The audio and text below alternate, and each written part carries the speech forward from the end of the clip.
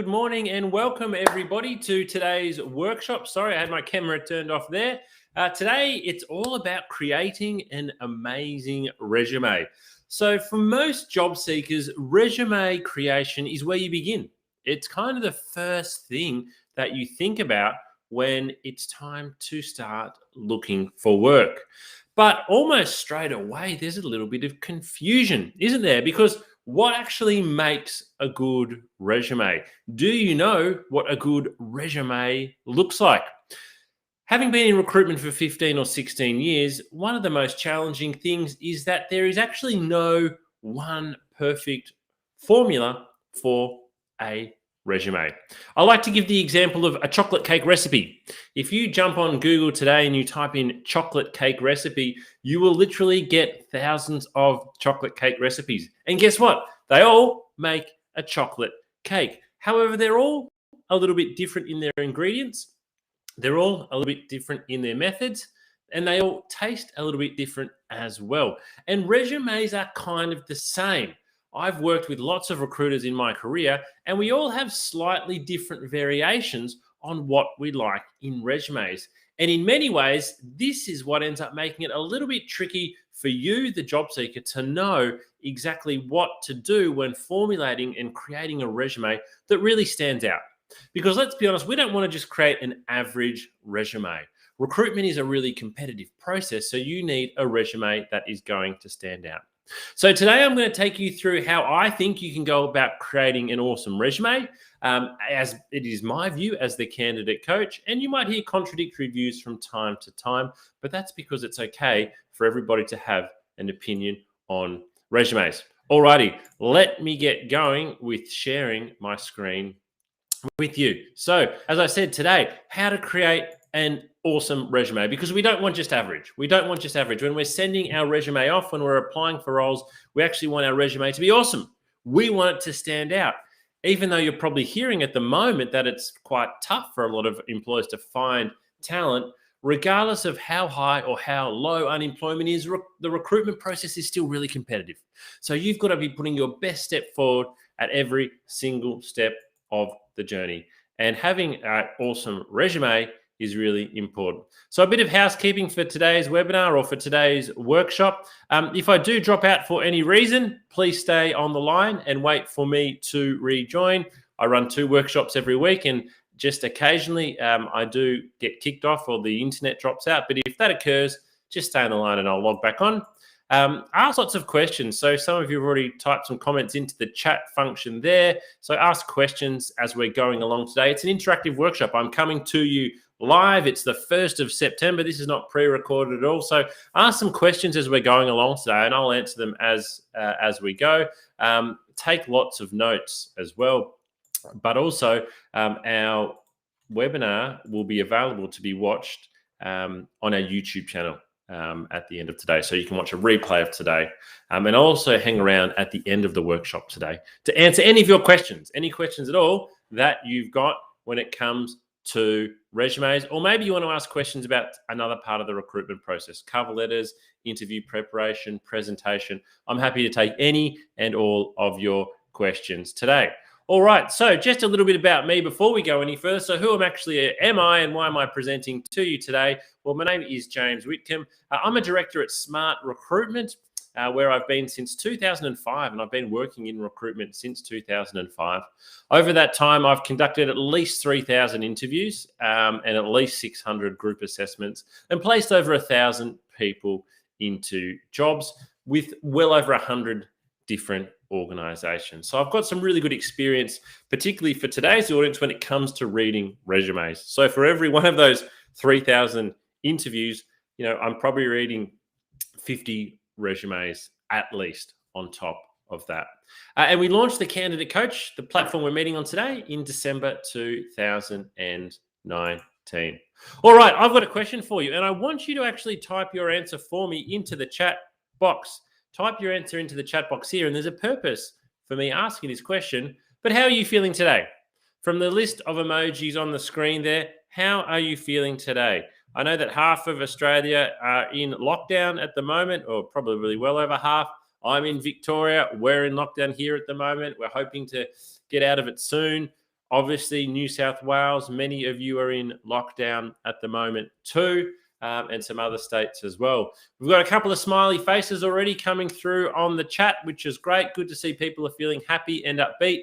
We want people to be taking an emoji from the top 2 rows. We don't want someone to be taking an emoji from the bottom 2 rows, do we?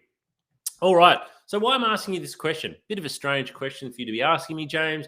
How am I feeling? Well, I want to follow up with this question. What about your resume? How does your resume present you? Think of it in terms of those emojis again. If you had to choose an emoji from this list, how do you actually think your resume presents you? Is it, again, from the top line, is it a happy, is it a positive, is it an uplifting document? Is it an individual document that really promotes and sells you well? Or is it sort of, that 4th row down, is it a bit bland, a bit meh? It's kind of not really doing it for me. It's kind of not standing out. Is it from the bottom couple of rows a bit angry? It's not a good document. I don't like it. Second from the bottom on the right there, I don't even like looking at my resume. So when we're sending our resume out, we're actually representing ourselves. We're sending out, it's our personal brand. So we want our resume to present us really, really well. We need our resume to present us really well. And it's really important throughout the whole recruitment process that we have a job-winning attitude and a job-winning mindset. So why do I say this? Why do we need to have a job-winning attitude and mindset? And why does it need to start with our resume? Well, I want to share a quote with you from Ryan Biggs, who is our senior recruitment leader in Melbourne and head of the recruitment team at AFCA, which is the Australian Financial Complaints Authority. And Ryan says, and I quote him here, "I will always go for someone with a fantastic attitude that may need a little bit of development over someone who has all of the skills but a bad attitude." So attitude is really, really important. We can have all of the skills, we can have all of the qualification, we can have all of the education, but if we've got a bad attitude, guess what? A lot of the time, someone with a better attitude who might be underqualified is actually going to pass us by. So a resume and cover letter can show your attitude. It can show your confidence and it can show your intent. Now, today we're not going to talk about cover letters. We're doing that session tomorrow, and I'll share those details with you before the end of today, how you can join our cover letter workshop tomorrow. But your resume can show your attitude. It can show absolutely your confidence, and it can show your intent. And so your intent here is obviously to get a job, but we want to be really direct with that. Our intent here is to get a job. We shouldn't tiptoe around the fact that that is what we want from this experience when we're applying. So how can we actually go about showing that on our resume? We're going to go through that today. My next question for you, and I definitely want you to type this one into the chat box. How long do you actually think a recruiter spends reading your resume? How long do you think somebody spends on your resume before they decide to keep reading or not? I'm going to pause for a moment and see what people type in so that I get an understanding of how long you think someone's reading your resume for.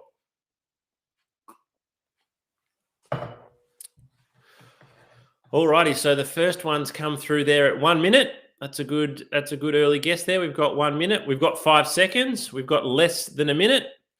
So pretty low, aren't we? They're pretty low guesses that we're going for. 1 minute is actually the highest guess of the bunch there. Here's the answer. 7 seconds.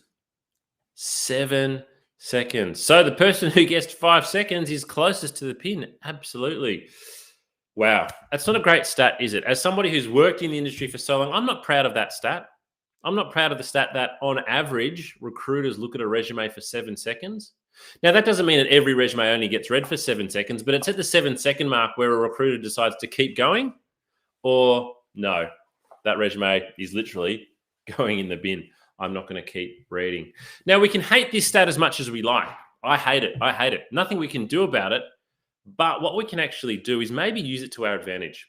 If you're sending out a resume and you need to keep this in mind, 7 seconds. So if it's going out for 7 seconds, we need to make sure that in those 7 seconds, I'm getting that key information across. So let's have a look in a bit more detail at this article. If it looks like I'm looking over here, I apologize. That's got my presentation on it, and it's easy for me to read. Okay. So in 2018, a study was done.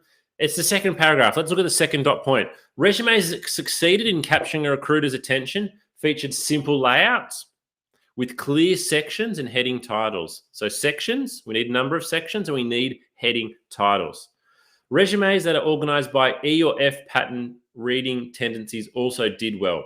So the E or F pattern, I want you to imagine a large A4 sheet of paper and a big capital E or a big capital F on the page. So, we have some bold heading across the top, and then it comes off the side. It comes off the side here, especially when they utilize bold titles and bulleted accomplishments. So headings, sections, titles, bulleted accomplishments. That's what we need to do. Next top point, what do we need to avoid? So resumes did not fare well when hindered by cluttered layouts, a lack of white space on the page. So we actually need white space on the page. We don't want multiple columns, and we don't want long sentences. A lack of section or job headers also turned off recruiters, as did text that didn't flow or draw the eye down. So it's not very long, is it? 7 seconds is not very long at all. I'd like you to do an experiment, and you probably can't do it now, but I want you to grab out your phone or get your watch out. I want you to go to your timer, and I want you to get your resume. So get your resume in your left hand and turn it upside down and face it down. Press start, pick up your resume, and just have a look at it. And when you get to the 7-second mark, which is now, turn it back down. I went for too long, 7.65 seconds. But my question to you is, in those 7 seconds, what was the key information that you got off your resume? Were you able to get any key information off your resume at all? Or is it just far too cluttered, and is it far too hard to read? So if we go back to that second dot point there, we need sections, we need headings, we need bold titles, and we need bulleted accomplishments. So after today, when you go away, and hopefully you will update your resume, again, do that a couple of times. Use the 7-second rule, because obviously we can't read the whole document in that amount of time, but you want your key information jumping off the page in those 7 seconds. Key information coming off the page in those 7 seconds. Okay, so effective resume writing. What is your resume? Well, it's a factual account of your employment and study history. It's factual, but it also needs to highlight your skills, highlight your experience, and it has to sell you. It has to sell you. And as you'll discover throughout the rest of our session today, I am really, really big on this point that your resume is a sales document. Your resume needs to sell you. And if your resume is not selling you, then it is not doing a good job. Think of your resume from here on out as an advertisement. If you're in the car and you're driving along and you see a big billboard on the highway, that is an advertisement. That is saying, buy this product. Your resume needs to say, buy me. Think about an advertisement at the bus stop. They're saying, buy this product. Your resume needs to say, buy me. So, do you think your resume sells you? Just have a think for a moment. Type the answer into the chat box if you want. But does your resume actually sell you? Because for most people, resumes are quite boring. They're quite academic. They're black words on white paper. They're very, very formal, and they don't sell the job seeker. They don't show your personal brand. And that's what I'm going to hopefully show you how to do now. Because if we want someone to buy us, we've got to try and sell ourselves. We've got to promote ourselves. So my number one resume rule, which we'll keep coming back to today, is that your resume needs to sell you. Your resume is you on paper. It's an advertisement for you, and it needs to promote you. So you need to have the best parts of your background and your information and your achievements in particular on your resume. So stop thinking of your resume as dry. A lot of people think, oh, my resume is dry. It is a boring academic document. We need to stop that. We need to stop doing it. We need to start making it come alive. And I'm going to show you how you can do that today. And we need to make sure absolutely that it is highlighting how good we are. All right. So the first step, let's get stuck into how do we actually do this. So James, it sounds really good what you're telling me, that we need to sell ourselves and make our resume look like a sales document. But how do we do it? All right. Well, the first thing is you've got to get the basics right. So, we can't start off by just going to the end step. We've got to build it slowly and make sure we're getting the basic things right, like we said before in the article around the structure, the headings, the bullets, and the dot points. So we need to start off with basic resume structure. Let's get stuck in. All right, so I'm going to show you two examples now. So what you can see on the screen here is a resume template that I've created. And if you actually like this resume template and the next one that I show you can download this resume template from our candidate coaching platform. But what we have here, first of all, is first thing that you'll probably notice is we've got the sections. We've divided it into sections and we've used heading titles really well. So let me go from the top. So we have the person's name, Joe, citizen, obviously because it's a fake person. I like to see a LinkedIn profile link up the top of the resume if possible. You don't have to do this, but most recruiters are going to want to check out your LinkedIn profile anyway. It shows that you've got a little bit of digital savviness about you. So I'd put your LinkedIn profile there, and then we've got some contact details. We then have what I've called here a professional summary.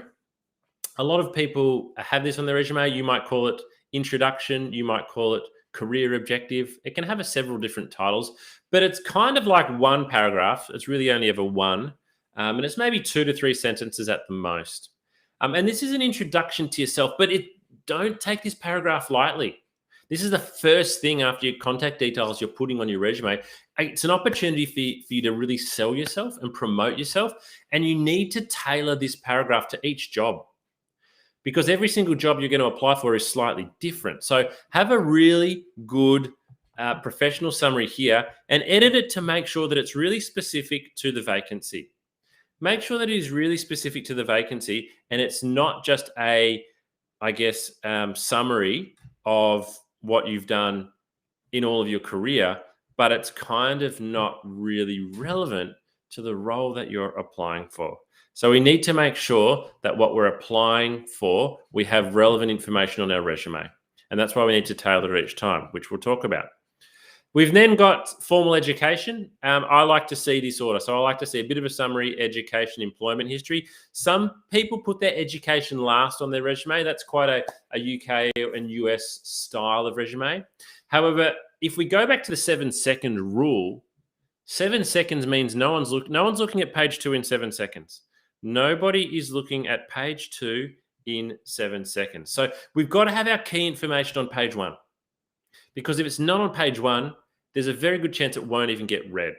So particularly if you've got tertiary qualifications here, if you've got a diploma, if you've got a degree, I've seen candidates put a PhD on the 4th page of their resume. And it's a real huge risk to do that because a lot of the time page 4 it's obviously the last page that somebody reads. Do they even get there? So particularly if you've got strong qualifications, strong education, get it onto page 1. And then moving into employment history on this template. I'm going to show you a different template in a moment, which includes different settings. But what you'll see here in terms of the layout. So we've got the headings, we've got the section titles, and then under employment history, we've got the dot points. So I feel that this is quite easy to absorb that information. Again, in 7 seconds, somebody is skim reading. Someone is skim reading your resume. But this is a simple layout and design. We've used a tiny bit of color here. We've used a little bit of orange. As a recruiter, and I'll talk a little bit about this later on, if you're going to read 100 resumes today, which often occurs, if 95 of them are black words on white paper, the ones that use a little bit of color and a little bit of graphic design really stand out. So this is one basic structure. The next one here, and we would use the same content here, but we've got a different layout. So the biggest difference with this layout is we've introduced this skinny column down the left-hand side. And in this column, we've put name and contact details. And then we've added a new section. So skills and attributes. So a lot of people like to include skills or attributes on the front page of their resume. Or you might have particular qualifications, particularly if you're looking for IT work. It's even more prevalent in IT work is having, the software packages, for example, that you're really proficient in. So down the left-hand side here, we've got that skills and attributes. And again, we're using dot points. And you can see these are very short sentences, so they're easy to read. We want to make it easy to read. And then for the body of the resume, instead of calling it professional summary, we've called it introduction. We've then gone education, and we've gone employment history. So the content is very, very similar. It's just a slightly different layout. But the key thing here, we've used bold headings, we've got separate sections, and we've used dot points. So the information is easy to be read and it's easy to be absorbed. And again, this is it is a slightly more well graphically designed resume. I'm going to show you some later on that are significantly more well graphically designed, but this one is a step towards a little bit of graphic design. So this is the basic structure. So these are my two examples of basic structure that you need to understand.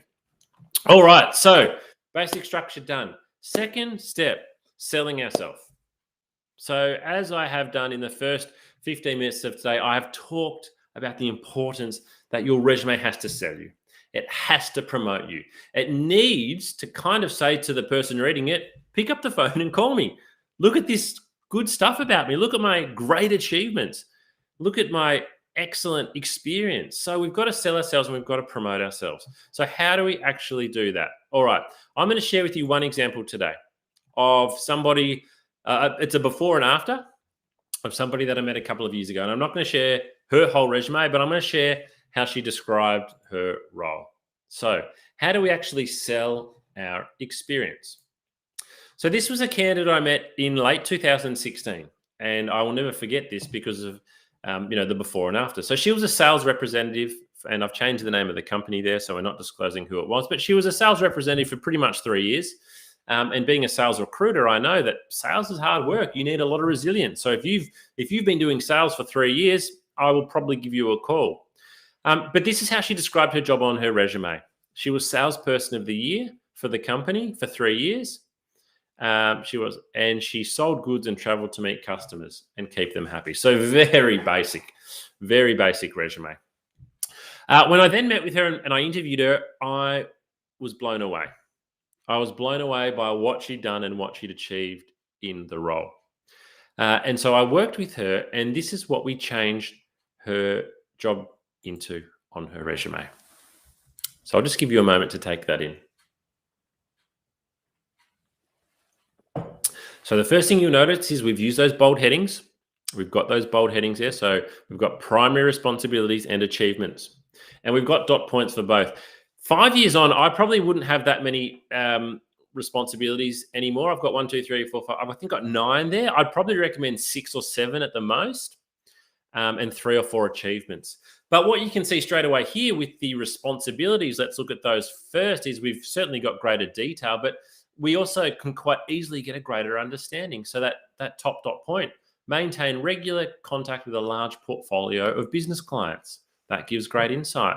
If we go to the third last dot point on the primary responsibilities, attend at least 3 new business appointments per day.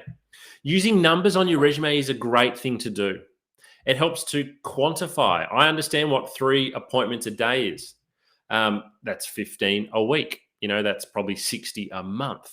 Whereas if you just have regularly attend business appointments, I don't know how many that is. Maybe regularly attend business appointments to you is 1 a week. Whereas here I've got something that's quantifiable and I understand it. So I won't read through all those responsibilities, but there's a really good example there of what she did in her work. But the section I like the most, and the section I like the most on any resume, is achievements. Responsibilities tell me what you did in your job. Achievements tell me how well you did it. Now, for most experienced recruiters, we actually have a pretty good idea of what you did. This week, we will get over 100 resumes from people working in customer service roles at McDonald's. Having been a recruiter for 15 years, I know what they're doing in their role. So what I'm actually more interested in is their achievements part of that role, not necessarily the fact that they worked on the register, but what were their achievements in their time there. So let's look at the achievements of this person. Salesperson of the year in 2014, exceeding sales budget by 21%. Now, this was a large sales team. There was a good number of people that she was competing with. To tell you how good she was as salesperson of the year in 2014, for being salesperson of the year, her company gave her a car. She won a brand new car for being salesperson of the year. That is how good she was at selling. That is how well she did in this job. She was salesperson of the year. She got a brand new $25,000 car. Unbelievable. unbelievable achievement. But guess what? On her previous resume, she's not salesperson of the year. How do I know? She's not promoting herself here. And it's a funny example I know because she works in sales. On her first resume, not salesperson of the year. She was lucky to get a call from me. She only got a call from me because she'd done sales for 3 years. If she hadn't, if it had said 18 months, even if she was salesperson of the year, it doesn't say it here. We've got to sell and promote ourselves, particularly with our achievements. She was salesperson of the year in 2014.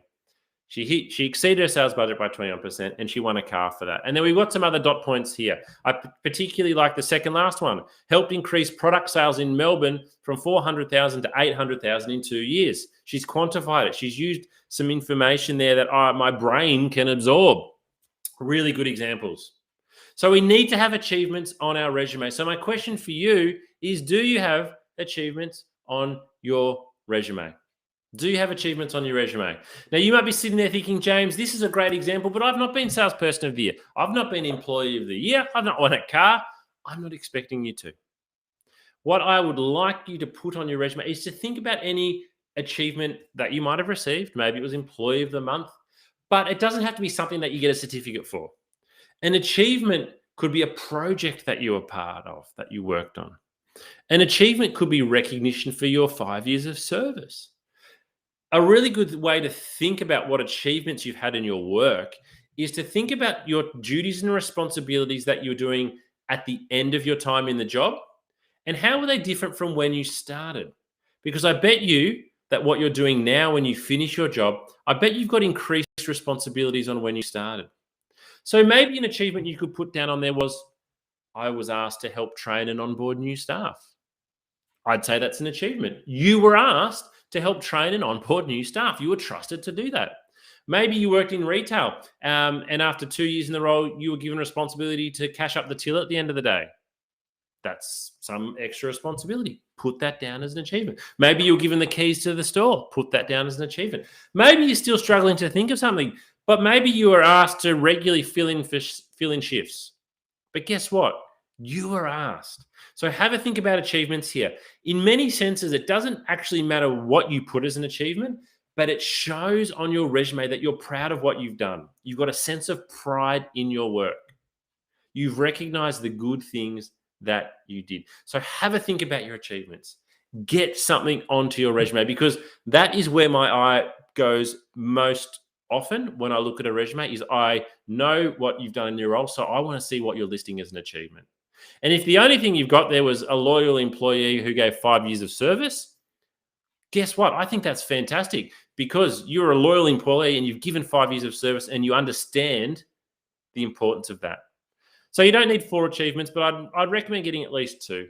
Get at least 2 on there. Have a think about it. And that is a really great way for you to sell your experience. Alrighty, let's move on to step 3. Step 3 is making our resume visually appealing. As I mentioned earlier, a lot of recruiters spend hour after hour, day after day, week after week reading through resumes. And over the last couple of years, attempts have been made and resumes have improved in terms of their graphic design. But the most common resume is still just black words on white paper, Times New Roman font. And when you are looking at resumes all day long, it looks really, really boring. What's my number one rule? You've got to sell yourself. You're promoting yourself. It's your personal brand. It's an advertisement. When you see that billboard advertisement on the freeway or that advertisement on the bus stop, it's not white words. It's not black words on white paper, is it? No. It looks sexy. We want to sell it. So how can we make our resume visually appealing? All right. Well, I'm actually going to take you out of my presentation now, and we're going to go to a website. We are off to a website. This website here is called Canva. Canva.com. Canva.com. Write that down. Canva.com. And I'm in the /template section. What I'm going to show you today is completely free.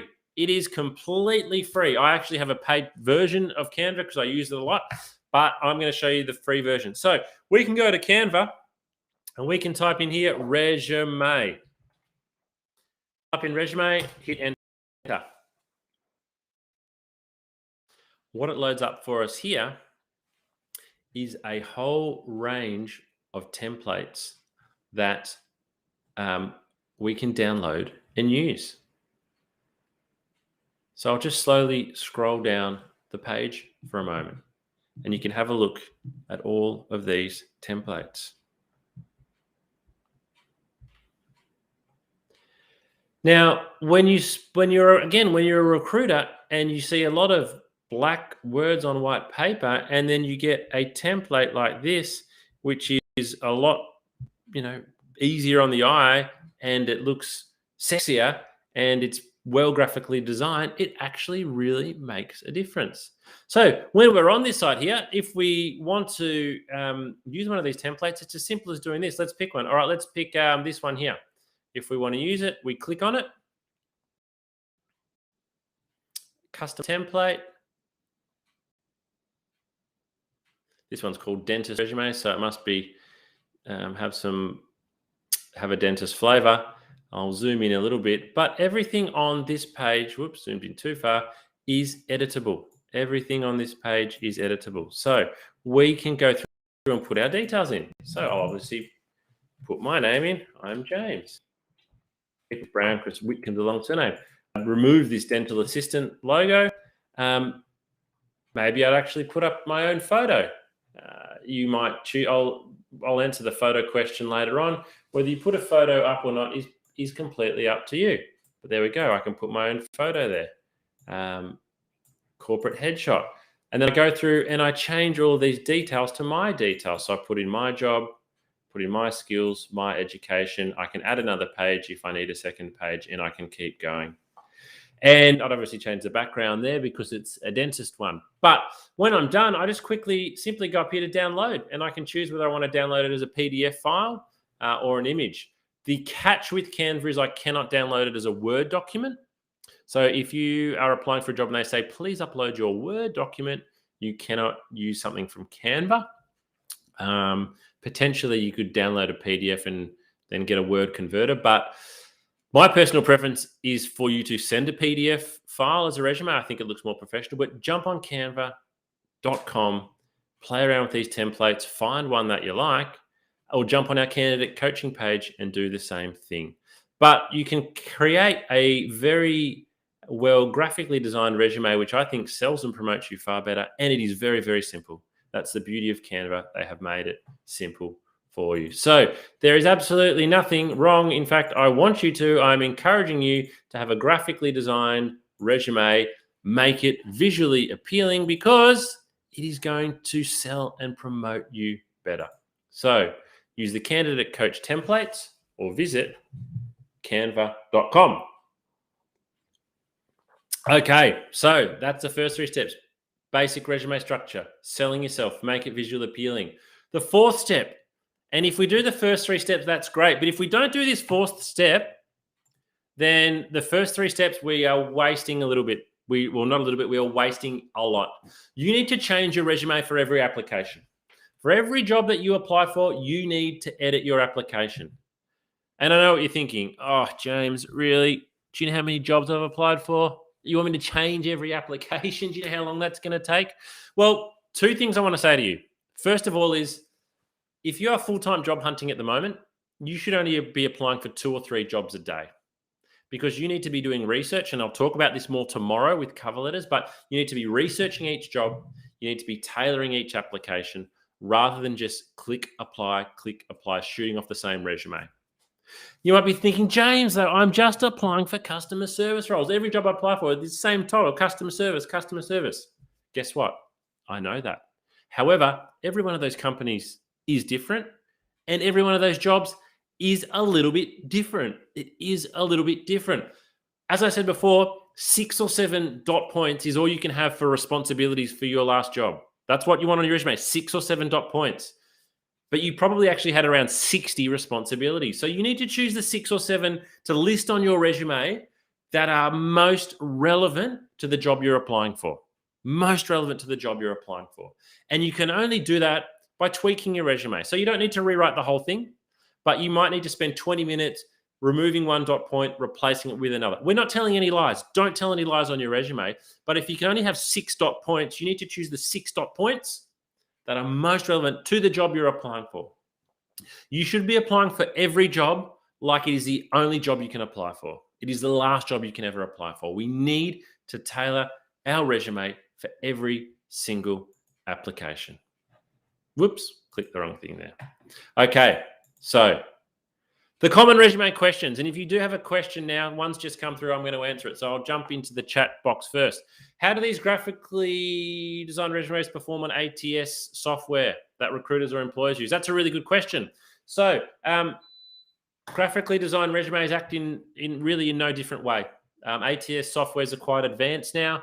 And if you have graphically designed resumes, I'm not aware that there is any challenge at all in ATS platforms being able to decipher that. So I wouldn't use that as a roadblock at all.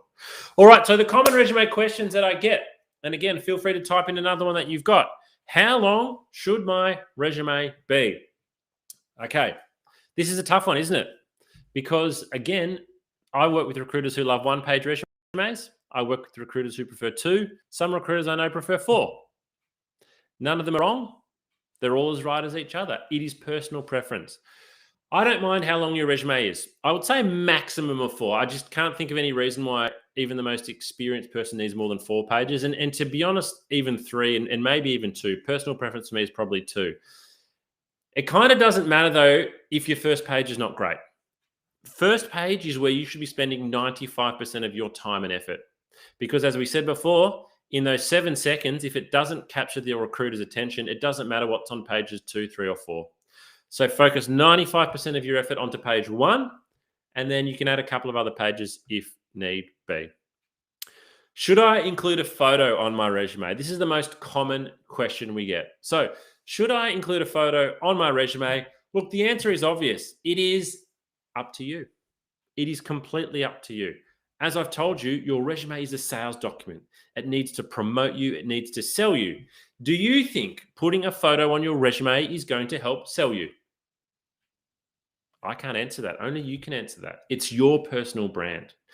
What I would say is if you are going to have a photo, it needs to be a corporate professional photo, not from a wedding, not from a party, not, a corporate headshot of you smiling and looking approachable. You're promoting yourself. However, if you're not comfortable putting a photo on your resume, don't worry about it. People lose a lot of sleep and get pretty antsy over do a photo or not. If you don't want it on there, don't worry about it. If you want to put it on there, put it on there. You do need to understand, though, that if you put a photo on your resume, you are going to be judged on your appearance. Now, recruiters are becoming more and more trained in unconscious bias. However, when I see what somebody looks like, I cannot help but make assumptions because it is called unconscious bias. I will make assumptions about you based on how you look, regardless of how hard I try not to. I cannot not make assumptions, even as a professional recruiter. So you need to be aware of that. Should I include references or academic transcripts on my resume? References, not the written reference, no. Not a reference letter, no. But you can include the details of your referee. I would put this last on your resume. You might have referee details. If I see a resume and they list their referee details, maybe it's a manager, I think, hey, that shows good confidence that the person thinks they're going to get a good reference. So I like that. But don't include full references. Academic transcripts, also a no, unless you've been asked. Unless you've been asked. That's most common for a graduate job that you're applying for. So if you have been asked, then yes, you can upload them, but otherwise, no. And do I include every job I've ever worked in? Again, here I would say no. I would go into a fair bit of detail with the jobs for the last 8 to 10 years. Anything beyond, say, 2010, I would just summarize with the job company, job title, and year. So if you work from 2001 to 2005 at the ANZ Bank as a cashier, that's what I would put, just that. ANZ Bank, 2001 to 2005,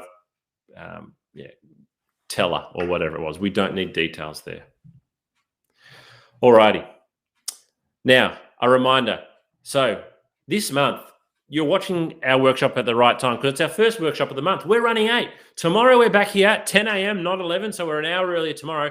We're going to show you how to write a knockout cover letter. So we're going to move from today. We've talked about resumes. Tomorrow, we're going to follow up with how do you write a great cover letter. I've got a fantastic formula that I'm going to share with you, which is easy to replicate for each job. Then next week, we're going into LinkedIn creation, how to make your LinkedIn profile stand out when looking for work, job hunting tips. We then get into interviews in week 3, how to land a graduate job in our masterclass to round out the month. Back wherever you are watching this now. All right. Any other resume questions, please type them into the chat function now as I go through these final couple of slides. But our summary for today, we need to sell our skills, sell our experience, and sell our achievements. Achievements. We need to make it easy to read. We've got those bold headings, those section titles, those bulleted accomplishments and responsibilities. It should be visually appealing, and it's okay to be bold. And finally, our resume must be tailored for every single role. If you're still wanting more assistance, a reminder of what is on your candidate coaching platform. We have got for you 12 video coaching episodes that you can watch, resume and cover letter templates that you can download, including the ones I've shown you today, interview questions. We have got practice online tests. We've got checklists you can download, articles that you can read, advice specifically for executive job seekers, mental health support, and of course, all of our upcoming live workshops are listed on there and all for you for free. Question through the chat box, how to highlight my working experience. Well, you highlight your working experience relevant to the job. So you need to read the advertisement and say, what are they looking for in this job? That is how I highlight my experience. I need to find the parts of the job that I've done that are most relevant to the advertisement. But we also highlight our working experience through our achievements. Thank you everyone for attending. One thing that I would like to ask for you to do is to please complete my 2-minute feedback survey. It is literally a 2-minute feedback survey. You can see the link there. I'm going to drop it into the chat box now. Please take 2 minutes to do this for me because it gives me great feedback on what you've thought of today's session, whether you've learned something, what you've learned, but also what you'd like coaching on in the future. So please fill out that feedback survey. And if you're not following our LinkedIn page, do so as well. We put a lot of information up there. We advertise our events and workshops and put lots of tips and tricks. All right, I'm going to finish today with this video. This is how we conclude all of our sessions with a particular video that I think is really important. So hang around and watch this. Apart from that, goodbye for now. Hope to see you back here at 10 a.m. tomorrow, not 11 a.m., where we will show you how to write a great cover letter. Bye-bye.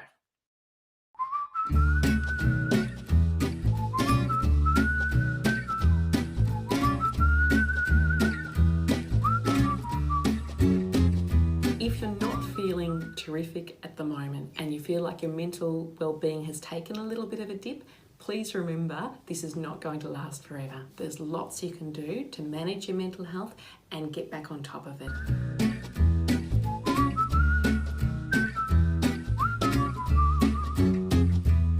I am Dr. Sarah Barker. I'm a clinical psychologist. I've worked in workplace mental health with Black Dog Institute for the past 7 years.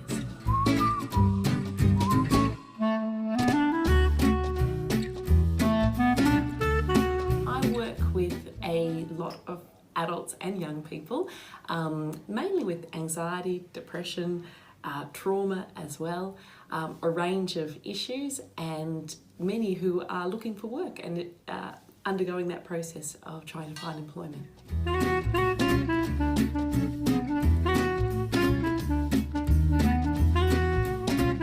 Looking for work causes mental strain because our identity is tied up with our work. Work gives us meaning, it gives us purpose, it gives us company and connection. So it's stressful for lots of reasons looking for work, and it can take a toll on our mental health.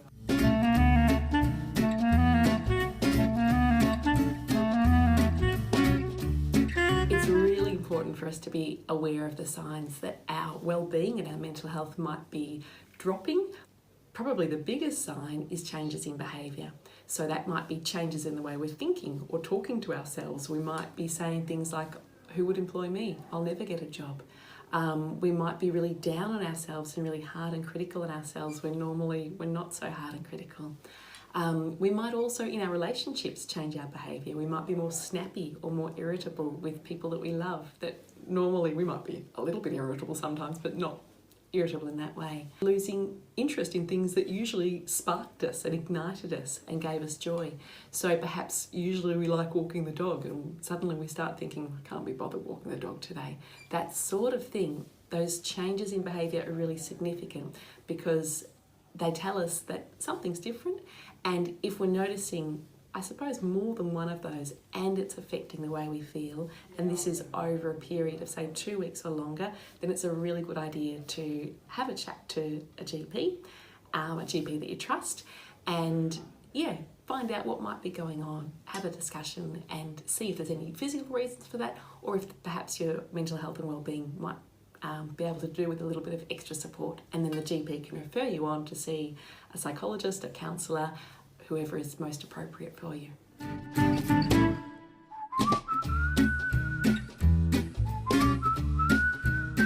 There are so many great things you can do to look after your mental health when you're looking for work, and it's really important that you do. My very top tip would be really talking kindly to yourself and being compassionate with yourself. I think when we're looking for work, we can have a lot more questions like, will I ever get a job? Will I ever be employed? It can feel like this could go on forever. So being kind to ourselves and saying things like, it will work out. There will be a day, my efforts will be rewarded. It will just take time. I just need to keep trying. Reminding yourself of your strengths. And that might even be tapping into people you love and asking them what your strengths are, because sometimes it's harder to find them when our mood's a bit low and we're feeling more worried. We can be harder on ourselves. I think that routine is really, really important to our well-being. When we're looking for work, we mightn't have such a regular routine because there mightn't be a 9 to 5 start and finish time for a job. Well, there isn't. So instead, thinking about looking for work as a job in itself can be helpful. Having a start time and a finish time can be really helpful, and some set tasks that you hope to achieve that day. Purpose is really important too. So purpose might come through routine, but it can also come through other things. Meaning's really important, and our work gives us meaning. So when we're looking for work, meaning mightn't feel like it's there as much. Part of what we can do is infuse those tasks with meaning. So I am doing these things today, I'm looking for work, and that is meaningful in itself because there's an end goal to this. It will be something that's good for me and good for the people that I love as well.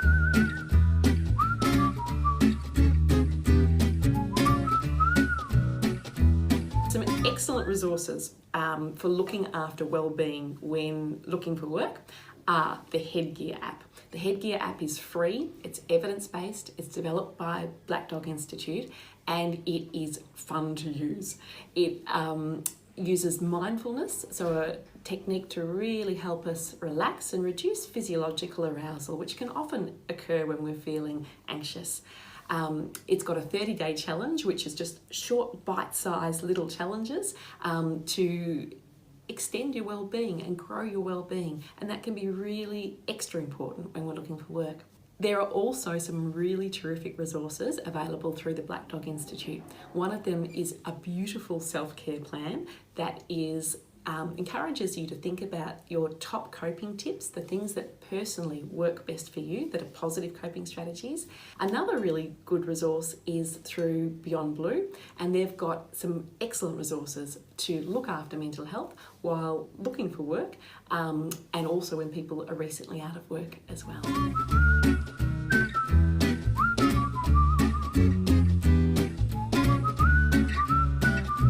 Probably time to seek professional assistance when you notice your mood is lower and you're feeling more down than usual, when you're worrying more and perhaps worrying excessively about things that you wouldn't normally worry about, and perhaps in your relationships too, when you're more tense with people and perhaps more snappy or irritable.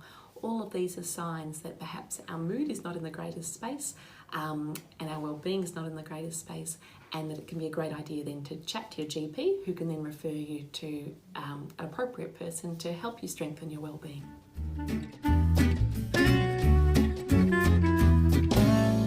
It's very common for people to have a dip, but please know that that's not going to last forever, and that there's lots you can do through looking after yourself, but also through getting access to professional support that can really give you a boost again and get you back feeling good as you're looking for work.